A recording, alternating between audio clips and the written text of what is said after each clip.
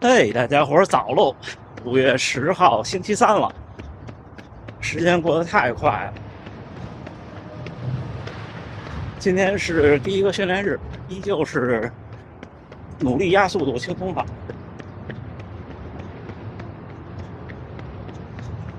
整个5月基本都是这么一个规划，每个周期里跑一个小的强度，就维持速度感就可以了。今天状态不太好，这两天有点忙，没睡好。正好今天我计划的一个话题，就是关于自己训练的时候推不动自己，或者是不能很好的完成自己既定的目标等等。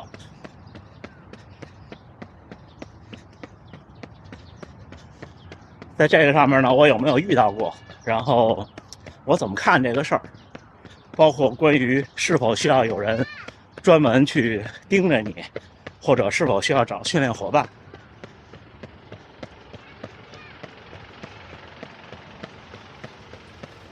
而且今天的路线就打算在大阪城里不停的折返。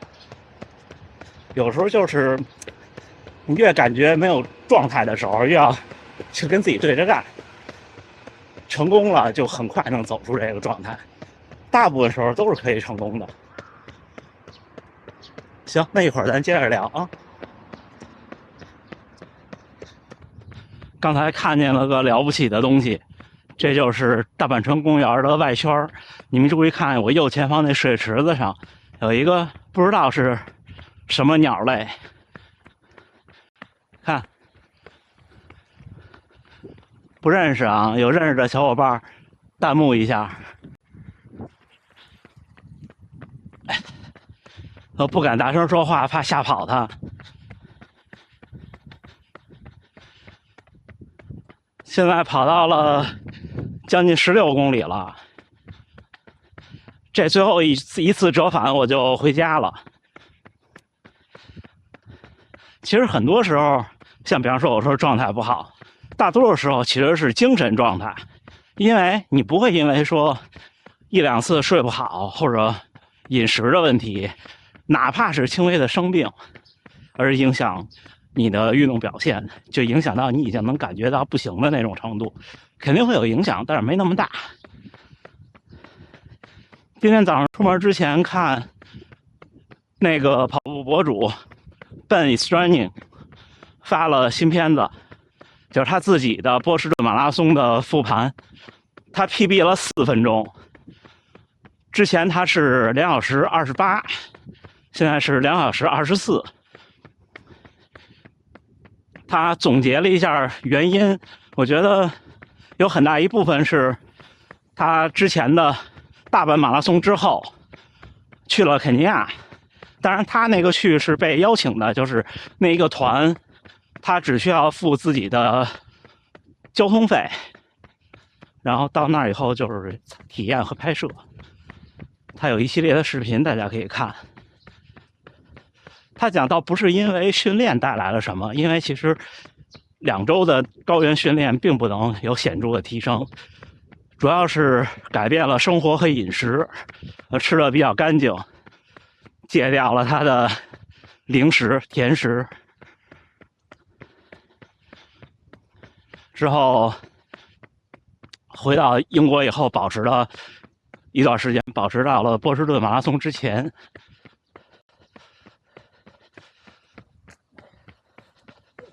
就是通过这个我就看，并不是说饮食是一定要做的或者多么重要，而是说马拉松这种项目它是个难事儿，对吧？但是我们怎么说呢？做难事必有所得，就是在马拉松这个艰苦的训练过程中，还是要挑战自己，突破自己。比方说今天状态不好，心情不好，不跑了，那其实你就放弃了一次突破自己的机会。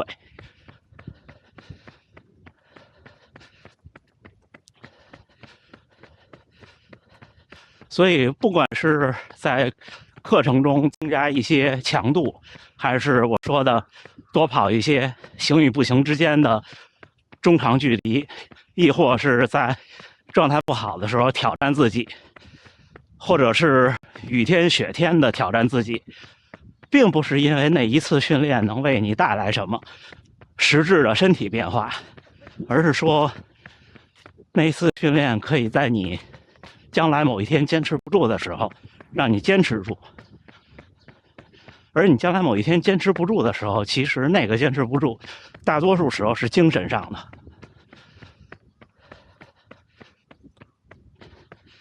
马拉松是让你越来越强，无论是哪方面。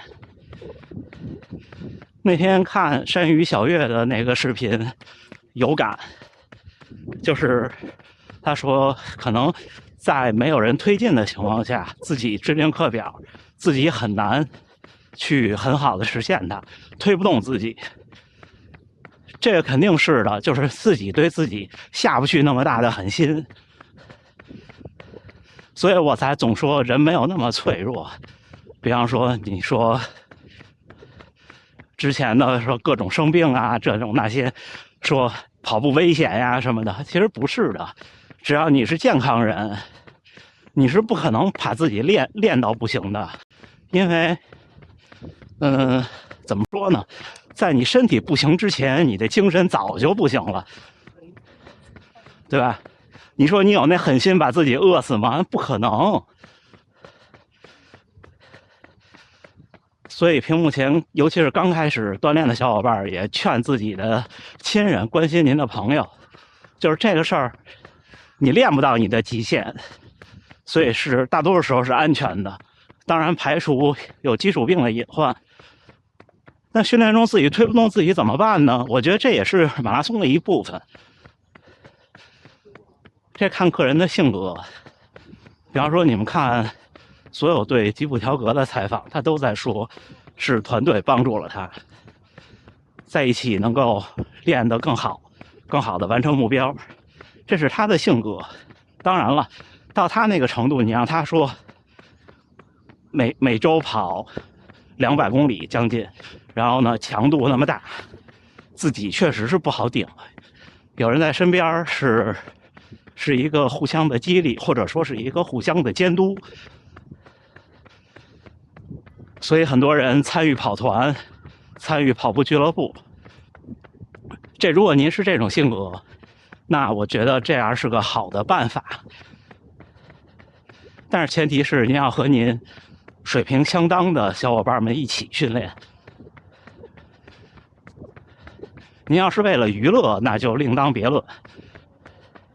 另外，像我这种自己练的，怎么能够保持这个热情呢？就是我会把它当成一个挑战，在心里。你看我跑了这么多年，但是我现在仍然把每天的训练当成一个挑战。挑战完了以后呢，就有那种胜利的喜悦和满足感。今天的这21公里，当然还没跑完啊。我心态的起伏就是一开始挺难受的，本来想不要压速度了，就快跑，早点跑完早完。后来一想，如果今天这样，下次可能还会这样，那不行。人往高处走，水才往低处流，对吧？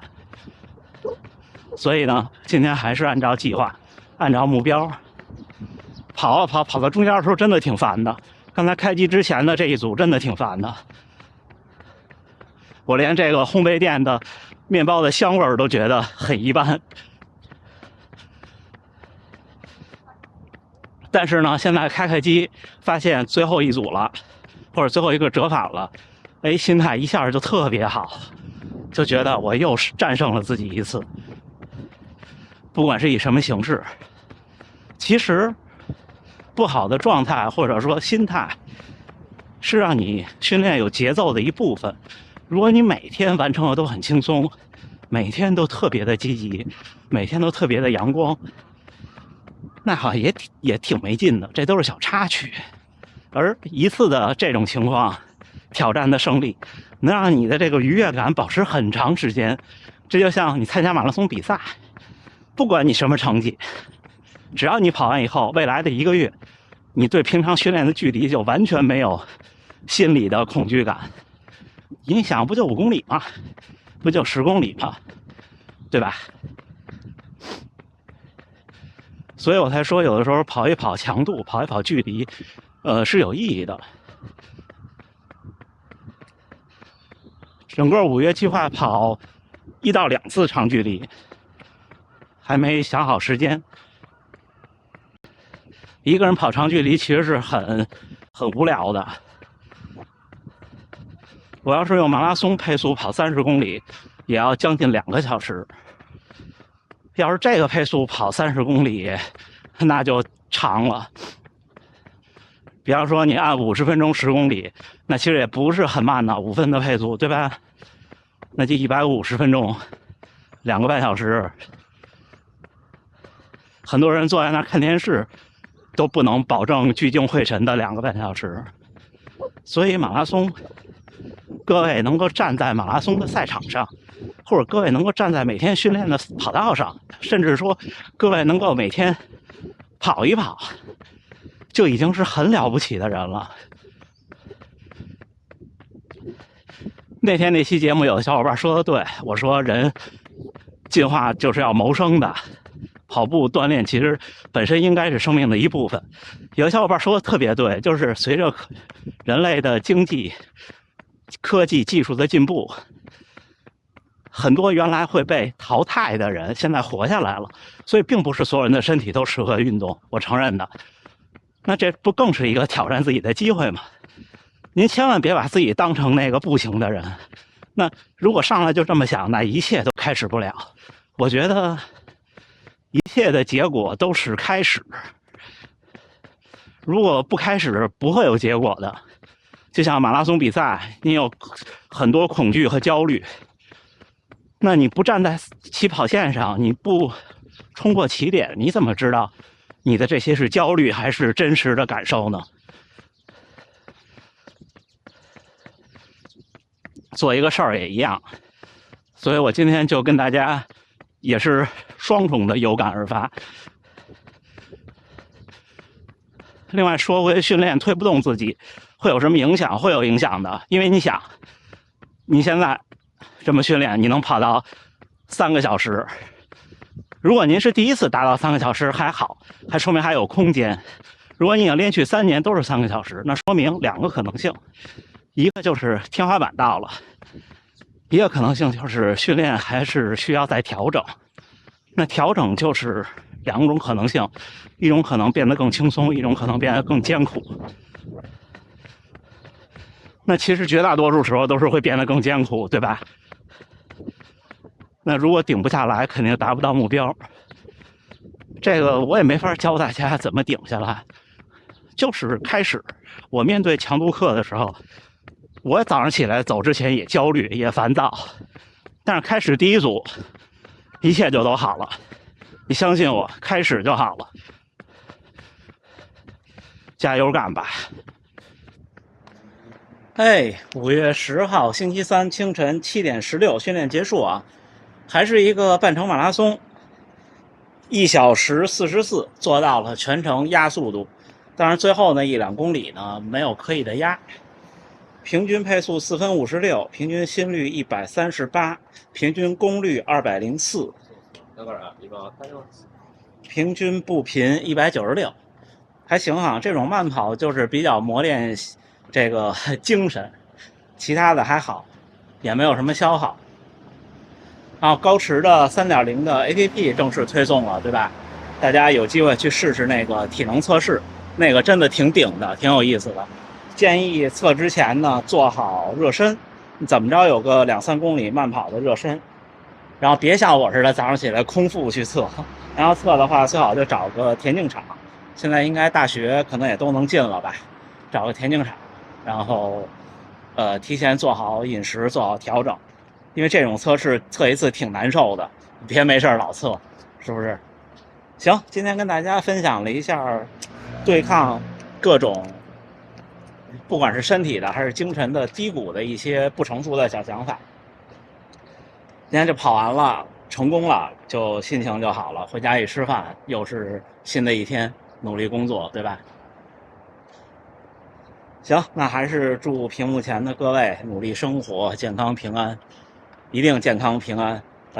进入夏训了，其实已经算是进入夏训了。按照这个时间上来说，从6月1号我正式开始，然后我们一起加油干，好吗？那咱明儿见。